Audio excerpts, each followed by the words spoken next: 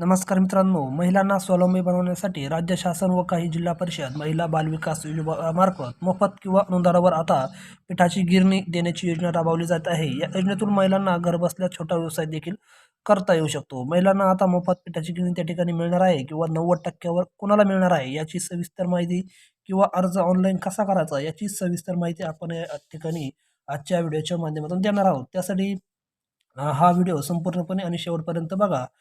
आणि तर बघा शेतकरी मित्रांनो, मराठी साईड या यूट्यूब चॅनलमध्ये सर्व शेतकरी मित्रांचं स्वागत आहे. तर या योजनेचा लाभ कोणाला मिळतो बघा. पात्रता काय आहे. अर्जदार त्या ठिकाणी महिला असणे गरजेचं आहे.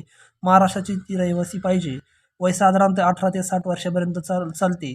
कुटुंबाचे वार्षिक उत्पन्न 1,20,000च्या आत त्या ठिकाणी पाहिजे. ते जिल्ह्यानुसार मर्यादा बदलू शकते, पण गरीब गरजू ग्रामीण महिलांना त्या ठिकाणी प्रथम प्राधान्य दिले जाते. काही ठिकाणी SC, ST, OBC अल्पसंख्याक महिलांना देखील विशेष प्राधान्य दिले जाते.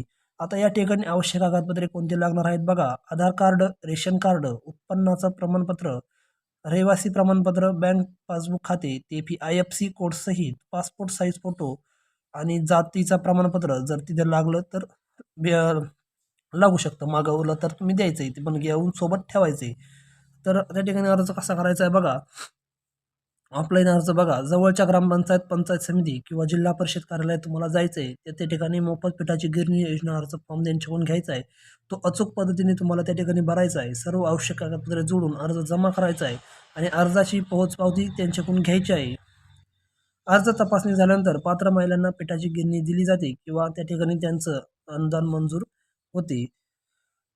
दुसरी पद्धत बघा. आपले सरकार सेवा केंद्रातून देखील तुम्ही करू शकता. जवळच्या तुमच्या त्या ठिकाणी सेंटरला भेट द्यायची आहे.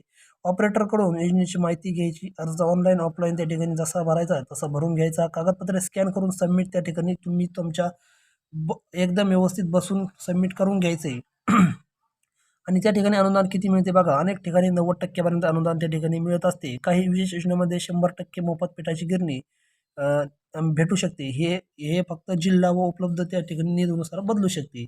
आणि याच्यात महत्त्वाची सूचना काय आहे बघा. ही योजना सर्व जिल्ह्यात कायम सुरू असेलच असे नाही. अर्ज करण्यापूर्वी जिल्हा महिला व बालविकास कार्यालय किंवा ग्रामसेवक यांच्याकडे खात्री करून घ्यायचे. चुकीची किंवा अपूर्ण माहिती दिल्यास अर्ज त्या ठिकाणी बाद होऊ शकतो. तुम्हाला आधी त्या ठिकाणी बघायचं आहे की चालू आहे की नाही चालू, कारण जिल्ह्यानुसार त्या ठिकाणी अर्ज चालू असते. तर माहिती आवडल्यास व्हिडिओला लाईक आणि सबस्क्राईब नक्की करा. धन्यवाद.